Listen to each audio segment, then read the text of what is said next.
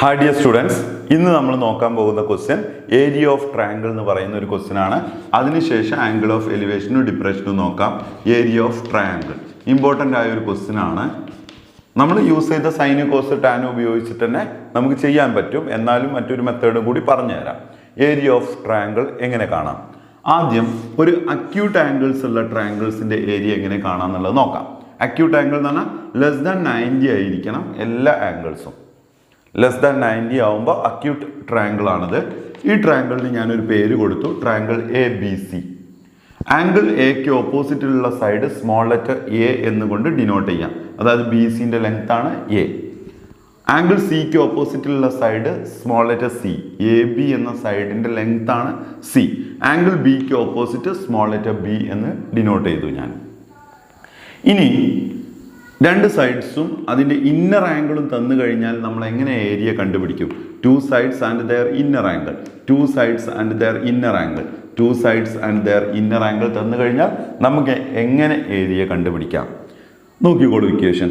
Area of triangle of തന്നിരിക്കുന്ന side എയും സിയും of A C sine angle, എയും സിയും തന്നാൽ ആംഗിൾ ഏതായിരിക്കും? ബി.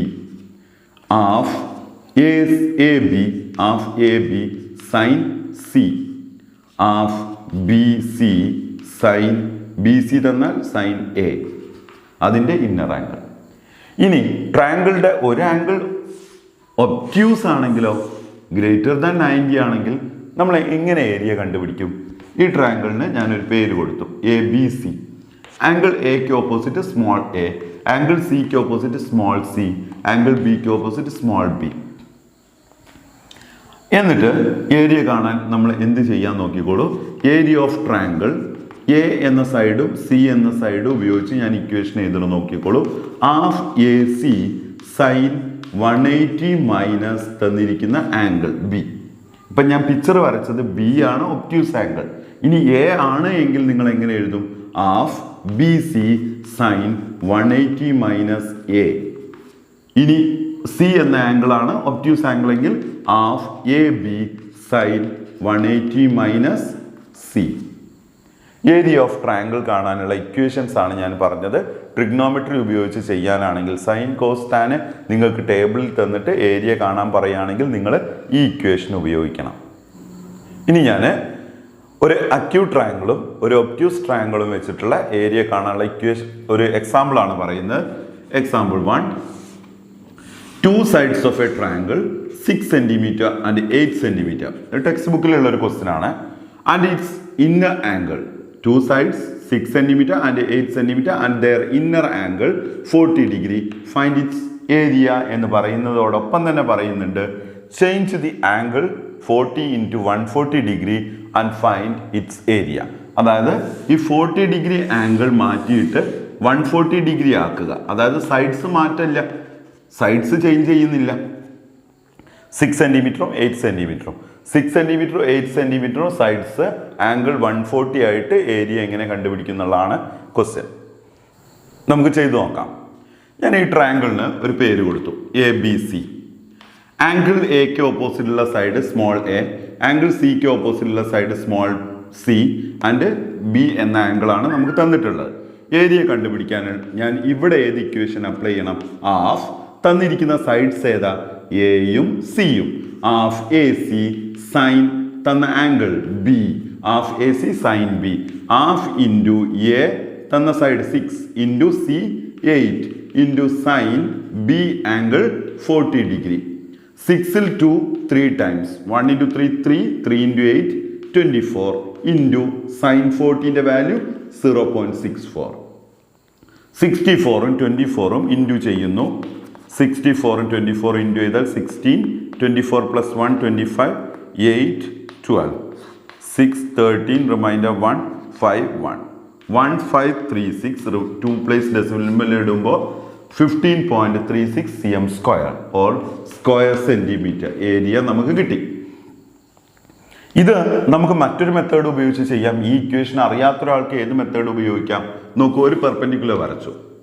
ഈ 40 ഡിഗ്രീൻ്റെ ഓപ്പോസിറ്റ് സൈഡ് നമുക്ക് കണ്ടുപിടിച്ചാൽ ഏരിയ കാണാം. കാരണം ബേസ് ഇതാണ്. സൈൻ ഉപയോഗിച്ച് എന്ത് ചെയ്യാം? Sine 40 equal to opposite side by adjacent hypotenuse 8.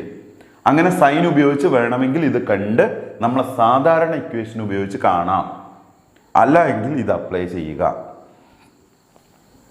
ഇനി ഒരു ആംഗിൾ 90യേക്കാൾ കൂടുതലാണെങ്കിൽ നമ്മൾ എങ്ങനെ ഏരിയ കാണും? ഇപ്പോൾ ഒരു ഒബ്റ്റ്യൂസ് ട്രയാങ്കിൾ വരച്ചിട്ട് നിങ്ങളോട് പറയാണ് ഇതിന്റെ ബേസ് ഏതാ ചോദിച്ചാൽ ഇതാണ് ബേസ്, ഹൈറ്റ് ഏതാ ചോദിച്ചാൽ ഇതാണ് ഹൈറ്റ് പറയേണ്ടത്, ഇതാണ് ഹൈറ്റ് പറയേണ്ടത്.